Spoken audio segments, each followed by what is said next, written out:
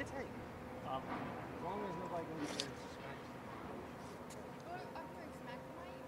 Yeah. Yeah, Yeah, well, so please don't. You have a, is that, you have like any, like, well, everyone used to have, it's even got a magnet on it, but it's no flat surface. How close do you guys think I can get without being in y'all shots?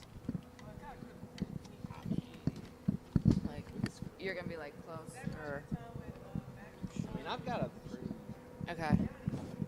medium-ish Okay. shot. And it's a press conference, so, you know, or Yeah. whatever. So if you are, you are. And it is what it is.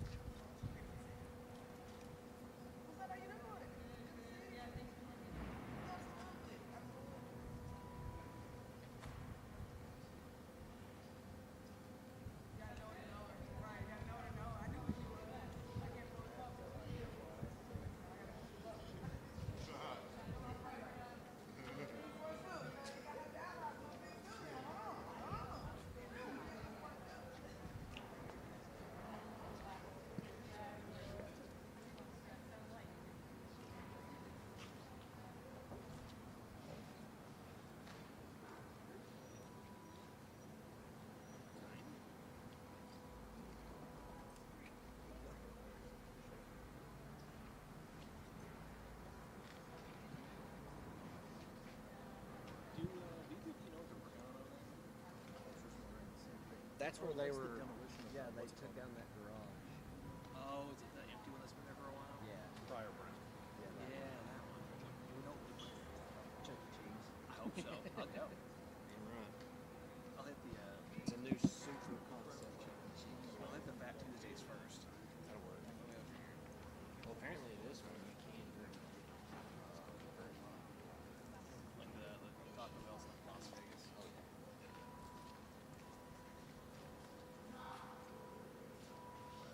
I think it's like one of the few buildings downtown that were mostly empty, right? Or I guess that I don't know floor prints. Possible. Probably.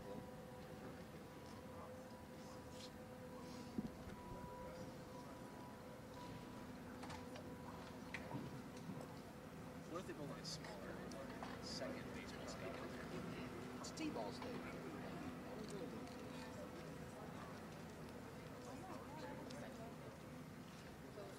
Did you need this? I don't know. I just don't do it. It worked out for me until now, so.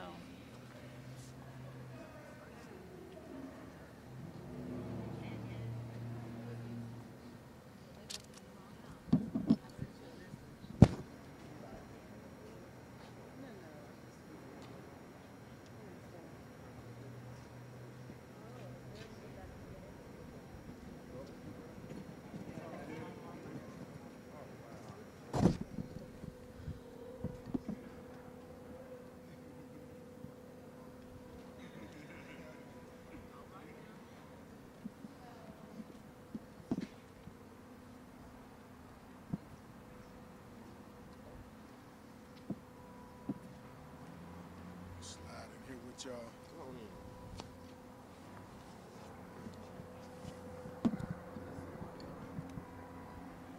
Sorry. I'll probably, like, I'm gonna be over there in a minute. I'll just get Y'all can lead it, activists. You can go ahead and start it up. Justice for Daevon Saint-Germain. Justice for Daevon Saint-Germain. Justice for Daevon Saint-Germain. Justice for Daevon Saint-Germain. Justice for Daevon Saint-Germain. Justice for Daevon Saint-Germain. Justice for Daevon Saint-Germain. Justice for Daevon Saint-Germain. Justice for Daevon Saint-Germain. Justice for Daevon Saint-Germain.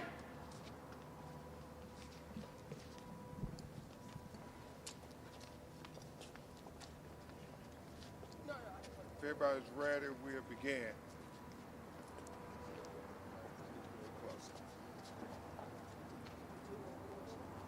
I'm Attorney Ben Crump, along with Attorney Troy Jones, my great co-counsel based here in Knoxville, Tennessee.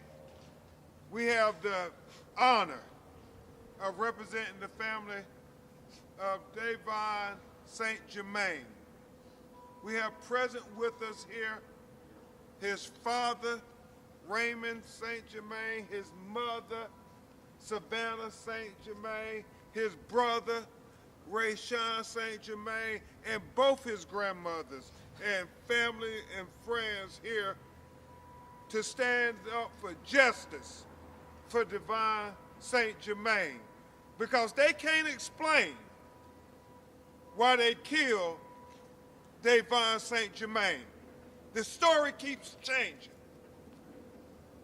I mean, you're going to hear from his mother and his brother, but Daevon was an 18-year-old kid who had no criminal history whatsoever, who was working, who had dreams of buying his own boxcar to work with deliveries for Amazon.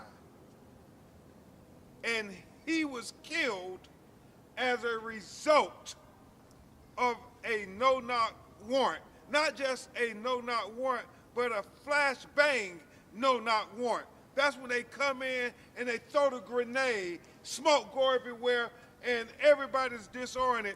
And they did this. They had the audacity to do this at 7 a.m. in the morning when the family's just waking up, children, grandparents, mama in the house. I mean, can you think of a more dangerous scenario? It reminds me so much of Breonna Taylor when they no-knock warrant and kicked at her front door at 1 o'clock in the morning, and how we reminded people they don't do this in other communities. They do this to black families and brown families. I mean, it is foreseeable that innocent people are going to get hurt. It is foreseeable that innocent people are going to get killed. But that's just the tip of the iceberg with this tragedy, because after talking to Miss Savannah and Raymond and Attorney Jones and I going through every part of this case, it's troubling on so many levels, because they had a no-knock flashbang search warrant signed by a judge with no evidence of criminal activity.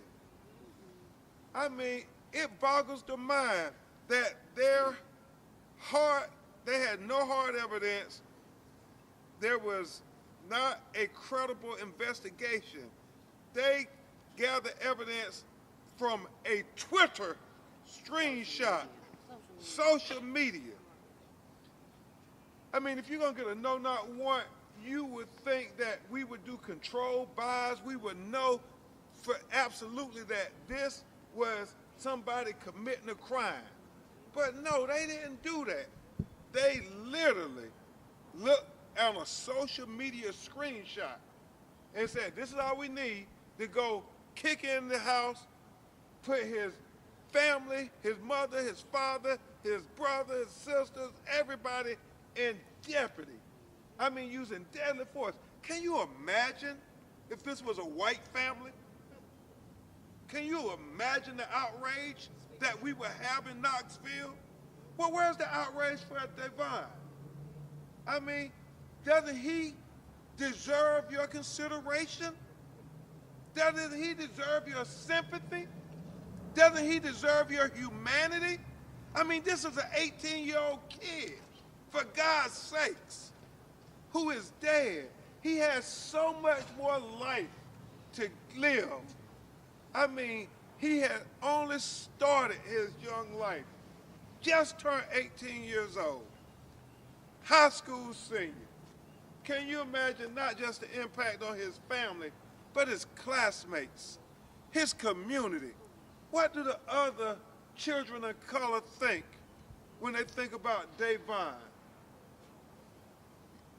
It is troubling on every level. There was no surveillance linking him directly to any criminal activity. I'm talking about a no-knock warrant. This is an affront to the Fourth Amendment, and we are supposed to only use it in the most extreme of circumstances. And what was the allegation? That he may have been selling weed? So if that's the standard, they're going to be kicking on a lot of doors tomorrow morning in Knoxville, Tennessee. And just want to put it out there, it's not just our children who smoke weed, so we expect a lot of doors to be kicked in, Sheriff, because you can't explain why they killed Daevon Saint-Germain. You cannot explain it. There was a warrant signed, a door kicked in, and a life taken. And that was the life of Savannah and Raymond's baby boy. We think about the fact that Daevon was a state witness in a murder case that was supposed to be coming forward. I mean, you knew who he was. If you wanted to get in contact with him, you didn't have to have a no-knock flashbang warrant kicking the door at 7 in the morning. You could have he went to school every day. You could have went to the classroom, knocked down the classroom door, and said, we want to talk to Daevon Saint-Germain. And if you had probable cause to arrest him, wouldn't that be the more prudent, careful way to arrest him? But no, not to kick in his front door at 7 in the morning and throw a grenade and put his mama, his grandmama, his sisters, everybody in harm, in jeopardy, make it a deadly confrontation.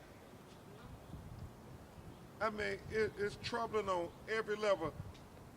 There are so many things we believe that could have been done to prevent the death of this 18-year-old high school senior, Daevon Saint-Germain. I think it is equally troubling the fact that they keep changing narratives. They told his parents one thing, state attorney tell them another thing, police reports say something different. And the reason the narratives keep changing, Mr. Raymond, is they cannot explain why they killed Daevon Saint-Germain. They can't explain it. And I know some of his family members have a lot of questions about, was this intentional because he was a witness in that murder crime? There's so many things that are going through their mind. Wouldn't you have a lot of questions if this was your 18-year-old child? Would you trust anything that they said? I'm just appealing to mothers and fathers who got children, who children might be like Daevon Saint-Germain. Children who, you know, they aren't perfect, but they don't deserve the death sentence. Children that may have experimented with marijuana, but they don't deserve the death sentence. Children that may have put something on social media, but they don't deserve a death sentence. Another thing, Daevon was very responsible. He was a registered, licensed gun owner. He had every right to the Second Amendment just like any other American citizen. And so the claim is that they saw a gun in his room, but the story has changed now to where he's reaching for a gun because they got to try to explain why they shot an 18-year-old kid 9 times in his house. A house where nobody was a criminal. There was no criminal activity in this house. And so when you know that you just killed a young man 9 times with no criminal history, with no direct evidence of any criminal activity, and the fact that nobody in the house has any criminal activity, then you have to start trying to explain why you killed Daevon Saint-Germain. And the problem is, it doesn't add up. Daevon, as Miss Savannah told me, weighed all of 160 pounds. And I think you said soaking wet. And Grandma verified, soaking wet, only 160 pounds. This was in the morning. They all waking up, getting out of bed when they hear the grenade come in their house and the doors are kicked in. He's in his underwear. In his underwear. Now, they claim that this rifle that he legally had, story changes. First it was in his possession, then no, he never had it in his possession. We saw it in the room. They can't get the story right. And then he was reaching for it. But and then after they wrestled him down, 160-pound kid in his underwear. You know he has no weapon. You can see that because he's in the underwear. You wrestle him down to the ground, and now you want Mr. Raymond to believe that then while you had him on the ground, you had to shoot him 9 times because you said he was reaching for a rifle even though you already had him on the ground secured? They can't explain. They can't explain why they killed Daevon Germain. And that's why we are fighting for truth, like we were with David Batts Sr. family. We want the truth to come out. We want all the facts because truth and justice is required for us to have accountability for this life taken far too soon. 18 years young. 18 years young. And that's why we're going to keep fighting for justice for Daevon Saint-Germain. Because today it is Savannah and Raymond. If we let them sweep this under the rug, it could be your house they're kicking in next. Good, hard-working people. Law-abiding people.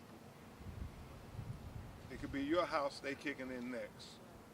At this time, you're going to hear from his mother, Savannah Saint-Germain, and understand that she is very emotional. She's going to do her best to talk to you about why they are fighting for justice for her baby boy.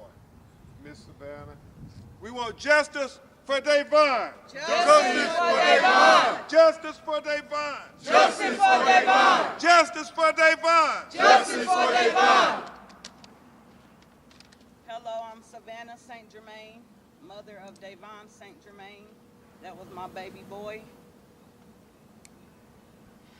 I watched him come into this world 18 years ago, and I never thought that he would leave this world before me. We are here today to express our profound grief and seek justice for the loss of our son, Daevon.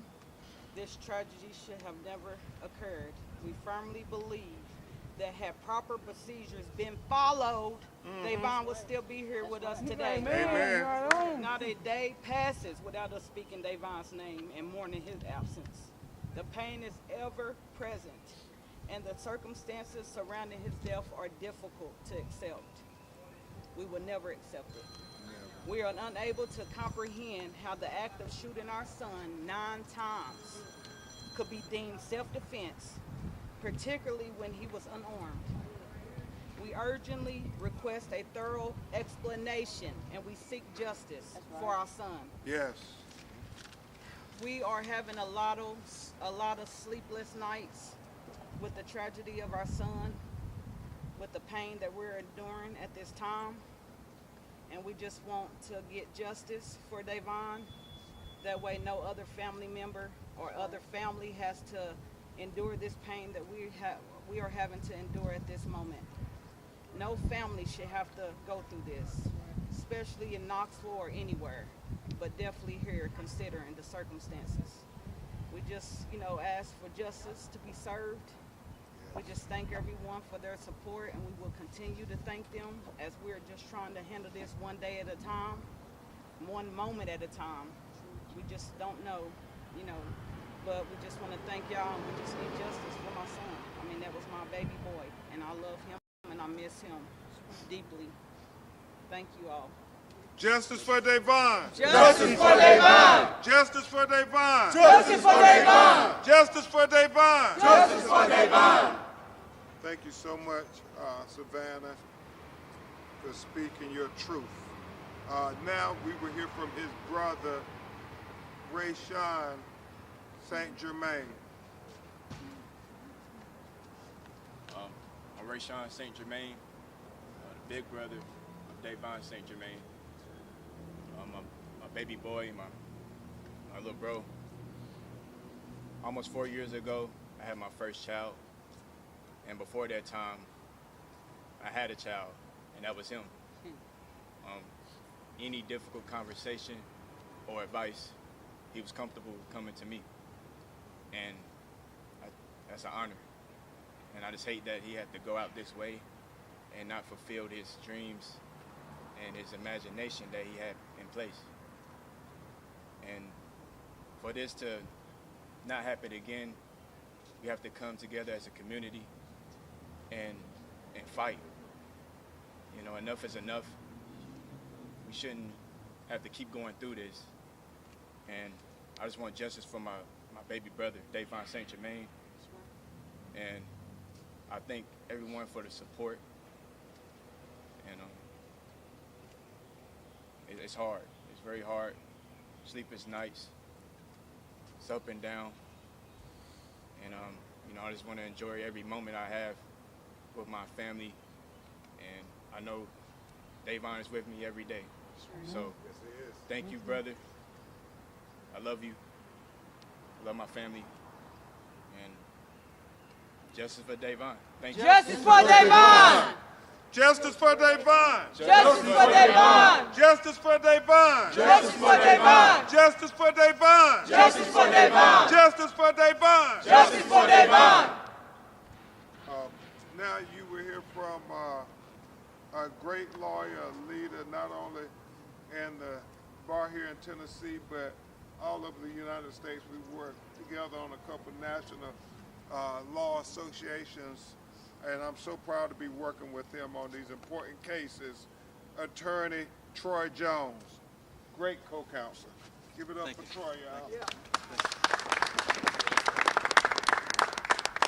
Well, first of all, I want to thank the media for coming out. Thank you for all the community for coming out also. I want to give a grateful thanks for Attorney Ben Crump coming out with his platform, his wisdom, his knowledge, and helping us to find truth and justice for Daevon. This is stop today. We need everybody to come out, continue this mission for until we find. Speak up a little bit. Yeah, until we can find out the resolution of this. Okay, so don't give it today. Just keep going forward. Thank you so much. Thank you, Troy. Thank you, Ben Crump.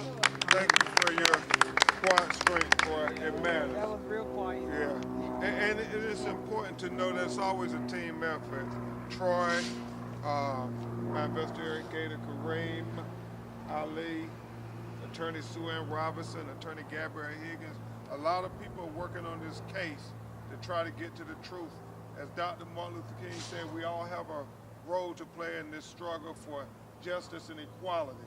So we thank the media for playing the role. We want to say a special thank you to all the activists and the community support for being there when the cameras aren't here, when nobody's here. Y'all there for the family. So thank y'all to the activists. Thank you all very much. Thank you. And if Grandma, nobody want to say anything. You don't want me to speak. Okay. If not, we'll take some questions from the media and continue to update you as we try to figure out. I mean, they just can't explain why they killed Daevon Saint-Germain. They can't explain it, but we gonna explain it. We gonna find the truth. Are there any questions from the media? Yes, ma'am. Angela Dennis, Tennessee Lookout. How do you plan to navigate the lack of body camera footage in Daevon's case? Yeah, it's troubling, but just like with Breonna Taylor and cases before you had body camera video, we believe that there were so many procedures that were not appropriate that led to the unjustifiable, the unnecessary, the unconstitutional no execution of that no-knock warrant at 7 in the morning into their house. I mean, this is a good, hard-working family. If they can get away with this, then none of us safe. The Fourth Amendment don't apply to any of us. And so we know that that's a challenge, but it's one that we have faced before and overcome, and we think we have even more evidence in this case than we had in other cases. We have eyewitnesses in this case. You know, Attorney Jones and Attorney Ali and I were talking. The murder scene is in their hallway right in front of the bathroom. Murder, exactly right. They have to, every day, when they go to the bathroom in their house, have to walk by the place where their 18-year-old son was killed. I mean, you talking about PTSD. It's on a whole nother level. People don't think about that stuff.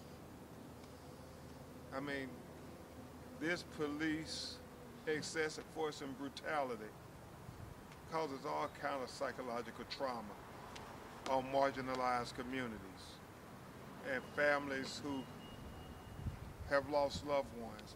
I pray so hard for you, Miss Savannah, Mr. Raymond. I can't even imagine.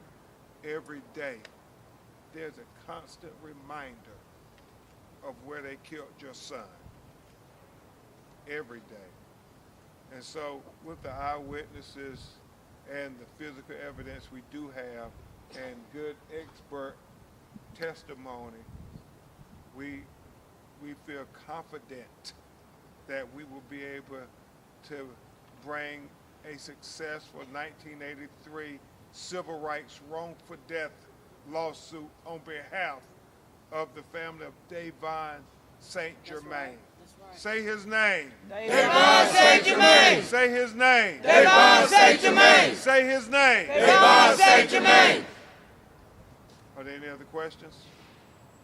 If not, we'll continue to keep you all updated. Please keep not only his family in prayer, not only his community in prayer, but keep his classmates in prayer.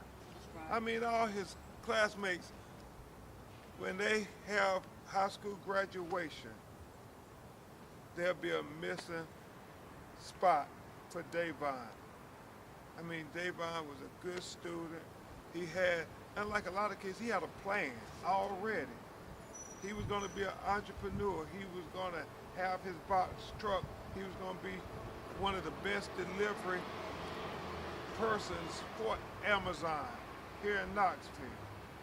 And who knows where he would have went from there. I mean, He was a smart kid, had his whole life ahead of him. He was brilliant. He was a beautiful young black boy. Had his whole life ahead of him. But for that unnecessary, unjustifiable, unconstitutional, not just no, not one, but a flash bang, no, not one. Because you got to put that in your mind. You sleep in your bed at 7 o'clock in the morning, you hear a loud thump, a loud noise, and there's smoke everywhere. And then you hear all kind of yelling and chaos. And then you hear 9 shots that ends up with your baby boy dead. This was on Christmas break? Yeah, they hadn't went back to school They yet. went back to school yet. On Christmas break. Where were their kids at 7 a.m.? At home in the bed where he should have been. It's just tragic on every level.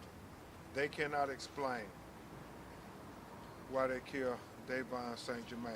Thank you all. God bless you. Continue to pray for this family. Thank you very much, Daevon. Thank you all. Thank you. Thank you all. Thank you. Stay right there. I'm gonna get this photo.